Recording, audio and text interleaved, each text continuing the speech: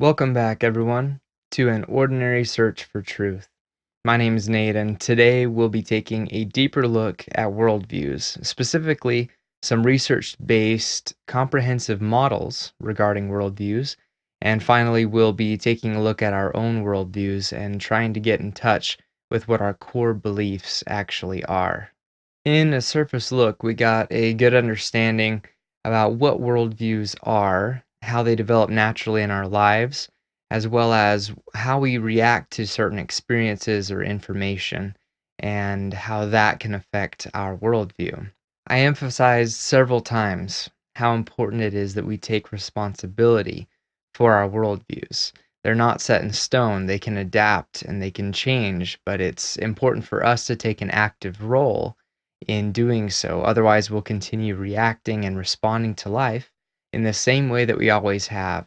My goal on this channel is to help you grow in understanding as a human being, and the first step to doing that is to grow an understanding about ourselves, our own beliefs, how we process the world. Taking a conscious look at our worldview is going to help us with that understanding. And once we start to recognize what we believe, why we believe it, we can then take a look at how we view the world and determine, is this accurate or is this at least healthy, the way that I see the world? And if it's not, we can then take the steps that we need to start to change that. Before we can start doing our personal worldview examination, we have to know how to do so. And I found a few sources that might help with that. I'll start with a very well done academic essay that I found. It offered a pretty thorough examination of worldviews and put forth a very comprehensive worldview model.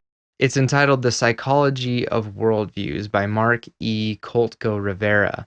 I've got the link to that down below in the description.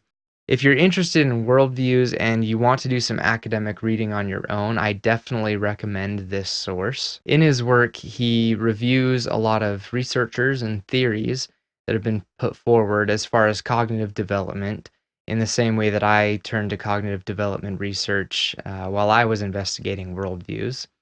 And then later on, after doing a really great review of many sources, he then proposes his own general worldview theory.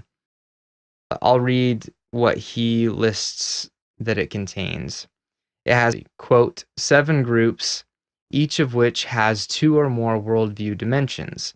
Each dimension deals with a particular topic of worldview beliefs and in turn includes 2 or more options, that is, positions that a person may take on the topic that the dimension addresses.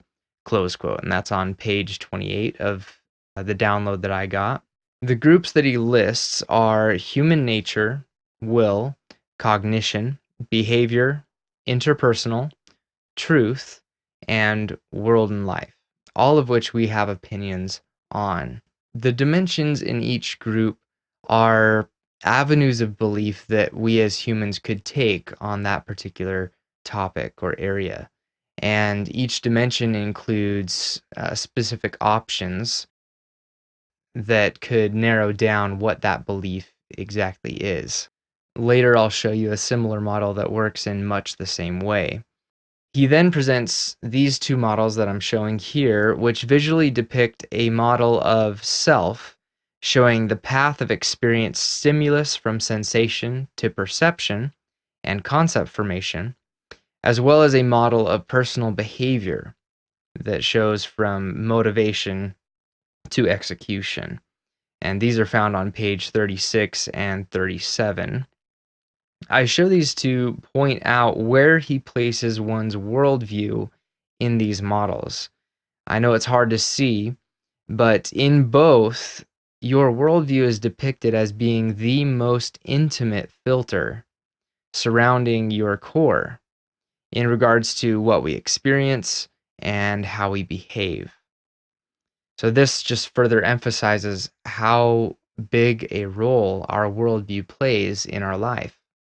There's so much that I would love to show you about this article that I found, but I just don't have the time on this video. So if you're interested in academic reading, lots of big words and a lot of references at the end, then definitely check out the excellent work that Mark E. Koltko-Rivera has done on the subject of worldviews. I found another general worldview model created by David Russo and Julie Billingham in their work entitled A Systematic Framework for Exploring Worldviews and Its Generalization as a Multi-Purpose Inquiry Framework. It's a long title. That is the title. I've got the link to this one in the description as well. They propose a model with 6 different worldview components: ontology, metaphysics, cosmology, which includes subgroups of nature and persons, and axiology, praxeology, and epistemology. I hope I pronounced all those right. So they propose 6 groups as opposed to Mark, who presented 7. Although you could call this 7 because cosmology is split into 2 different subcategories. You might not be familiar with all these terms. I wasn't in this case, so I'll quickly go over the descriptions that they associated with each in their work. For ontology, they said it's a theory about what exists most fundamentally, models of identifying characteristics is what they listed. So fundamentals of existence itself. For metaphysics, it was theory about the powers, limitations, and dynamics of what exists, and hence what is possible given the ontology. For cosmology, listed high-level theory about the origin, history, current state and activity, and future and destiny of nature, as well as human beings. For axiology, they had theories about what is good or important and why. For praxeology, theories about what is meaningful or purposeful action and why. Action principles and theories about agency, freedom, and responsibility.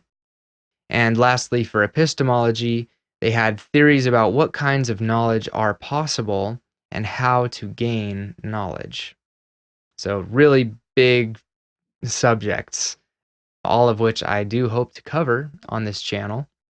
I'll show you here in a diagram that they had that they've created what looks like a tree chart. We typically see this with family trees to kind of visually model their general worldview theory. Now, it's pretty specific, and a lot of the writing is really small, so you probably can't see its content, so definitely check out the link that I have in the description so you can take a closer look at it. But I loved this model because I was able to follow each branch down from each of those 6 groups and see where the elements of my own worldview fell on their chart. It's a great visual way to understand how our worldview works and branches out from kind of these fundamental areas. But in addition to that, it showed just how diverse, even in the simple model, our worldviews can be, despite how absolute or founded in truth or obvious we think that our worldview is. The fact is, there are thousands, if not millions, of people living now who believe completely opposite of what you do as far as what is true about the world. Think about that. And there's countless others who believe even differently from them. Isn't it interesting that we naturally assume that the way that we see the world is the correct or most correct way to see it? Unless you're an extremely open-minded person, a lot of us feel that way about our worldview, about how we see the world and what we believe. I mean, it's so obvious, right? Obviously, this is how it works. And yet, so many other people don't agree. So are they all mistaken or unintelligent or misled or ignorant? I mean, we don't believe that we are, right? We're not mistaken or ignorant, heaven forbid. At least not in regards to the foundational stuff. So, how could so many others see what is true in a different way than we do, despite how obvious it may appear to us? Are you right and they wrong? Is it the opposite? Are they right and you wrong? Is anyone really right? Is it all a matter of perspective? Or are there absolutes? All great questions that I don't have time to answer now, but this is kind of the things that we're starting to think about when we're exploring worldviews and taking a look at our own. For now, let's just say that we're not sure. We don't know. And as far as our investigation thus far is, we don't know. We don't know if we're right or wrong, or if anyone else is. So we'll take those as they come. But what we do know is that we have a worldview, and that our worldview contains our personal beliefs and opinions on the same foundational topics that are included in models such as the ones that I've shown you. I invite you to research on your own. Find some models similar to the ones that I have found and shown you here, and figure out one that works best for you, that makes the most sense to you. And then use that to help you get in touch with your own personal worldview. The last source that I will recommend to you to help you in this is Wikiversity's course entitled Exploring Worldviews. Again, I've got the link in the description. And like I've said before, Wikipedia, and by extension, Wikiversity, is definitely not the most reliable source or the only source that I turn to. I always cross-reference and use other material first, but it can be a great helpful tool if you use it wisely. What I appreciated most about the material that I found on Wikiversity is that it is set up to be an interactive learning experience. It includes reading assignments and self-reflection exercises and things like that on top of the material that it presents.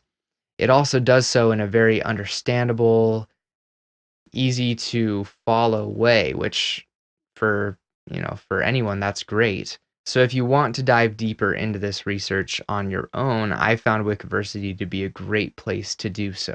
On Wikiversity, they include a self-reflection exercise that's very similar to what we will be doing at the end of this video. So if you enjoy that, definitely go check them out and go through their exercise together. It's more detailed and has amazing questions to review on a personal level. They actually based their assignment off of the model developed by Mark E. Koltko-Rivera, the first source that I used in this video. So now that we've looked at these general models and I've given you a few places to go to on your own time, let's get into looking at our own worldviews. For the models that we've seen and others that I found, typically our worldview is broken up into 6 or 7 major categories upon which our beliefs are built. And for our activity today, we just don't have time to go through all 6 or 7. So I simplified it even further into 3 pillars that I believe everything else in your worldview can be traced back to or is built upon. The first is in regards to what you believe yourself to be. The second, what you believe everything that is not yourself to be. And lastly, what you believe the relationship between the two is.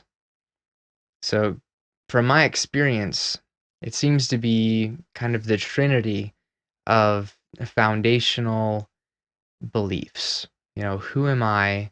What is all of this?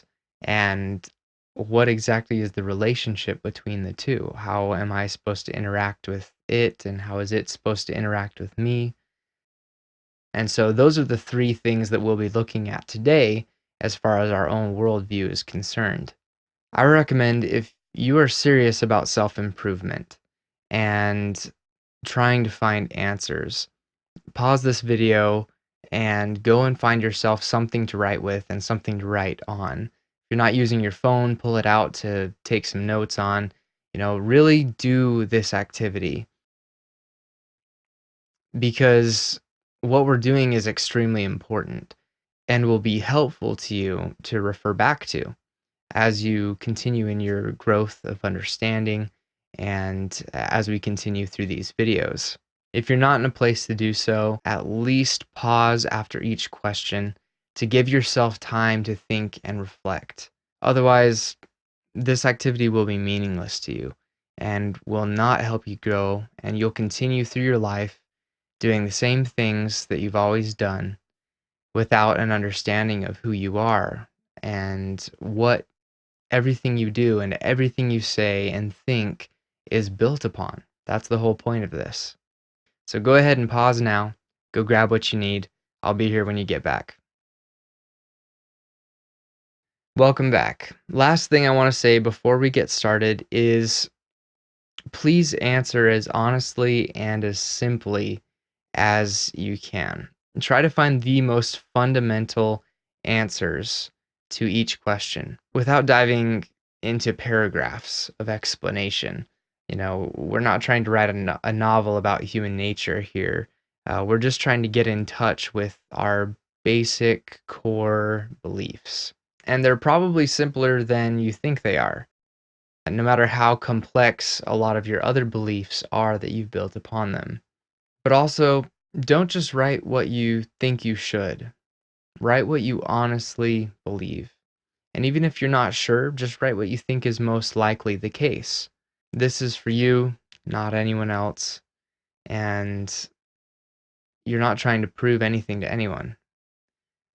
All we're trying to do is look at our foundational worldview beliefs and see what's there.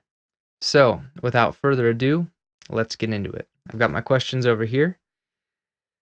First question is, who or what am I? Who or what am I? What is the core nature or essence of myself? So go ahead and ask this to yourself. I'll list a few common beliefs in each one to help you think. For example, are you a human? Are you an evolved ape? Are you a physical body? Are you a brain? Are you energy? Are you a spirit or a soul? Are you consciousness? What is your essence? When you say, I am hungry, I am tired, I want this, I like this, I love you. What is that I that you're referring to? What is that? Okay, now write down how confident you are in that answer between 1 and 5. 5 being you know it absolutely, no doubt. I know this is true. 3 being, well, I believe it. I mean, if it's not that way, I'll be okay, but I believe it. And 1 being, geez, I don't know. Not sure. Maybe?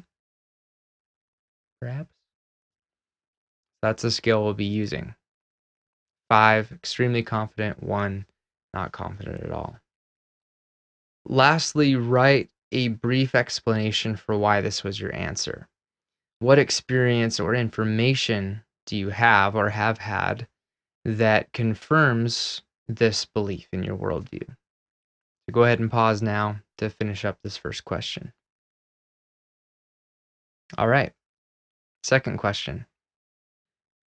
What is outside of me or not me? What is the nature or essence of the world or everything that is not what you are?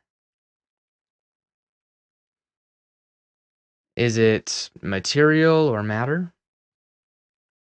Is it energy? Is it both? Is it interacting forces? Is it just the laws of physics? Is it reality? The infinite universe? Is it God? Is it an illusion? Is it the Matrix? What is the outside world most fundamentally? And is that different from what you are? Good question. Now go ahead and rate your answer 1 to 5. How confident are you in that answer being true? And lastly, what evidence do you have, whether through experience or information, that supports your answer or has led you to believe that it is true or that it is most likely? Go ahead and pause now. You need more time to finish up. And finally, the last question: what is the relationship between me and everything else? Now, this can be, what is the relationship between me and everything else? Or this could be, what is the relationship supposed to be between me and everything else? What is the nature or essence of the interaction that you have with what is not you? Is it to live in harmony with everything, or to live with love for everything? Is it to build relationships, to have experiences, to follow a divine plan? Is there no meaning or no relationship? Is it to survive, to fight, to grow, to learn, to serve?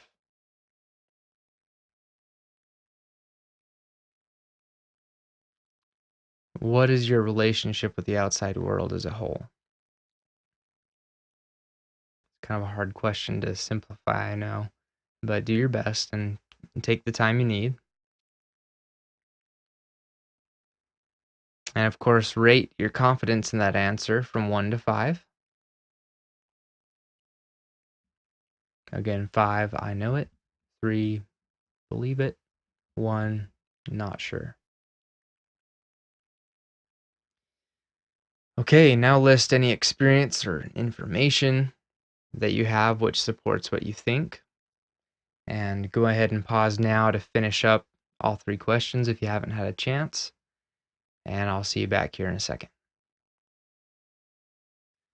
Okay, harder than you thought? Easier, maybe? Did you learn anything from that exercise about your foundational worldview beliefs? Before I end this video, I want to do one more thing with you. Look back on today, or yesterday, or this week, and try to pick out a few experiences that you had, positive or negative. Maybe an experience where you said something or did something that you didn't mean or regretted, or a really good experience where something happened that made you feel just really good, or really happy. Uh, Try to get one in mind, very specific one. Now, take a look at the answers that you just got for your worldview. And when looking at those, can you see any connections between that experience and what you wrote? Can you see how your fundamental beliefs might be playing a part in your life? Are you starting to see how your foundational worldview beliefs affect things that you do and things that you say, things that you think, things that you feel? Your worldview truly is the filter or lens through which you experience and respond to everything in life. So it definitely plays a part. And if you're starting to see that, awesome. If not, just start noticing every day, every week. Start noticing maybe some ways that your worldview is playing into your life. And if you aren't seeing any connections at all between what you wrote on your worldview beliefs and your life, then maybe those aren't truly your core beliefs. Maybe they're not. We'll be reevaluating these many, many times. It's good to know where your beliefs are, where they stand, and why they're there. I won't try to tackle these three core beliefs specifically in the near future because they are so foundational.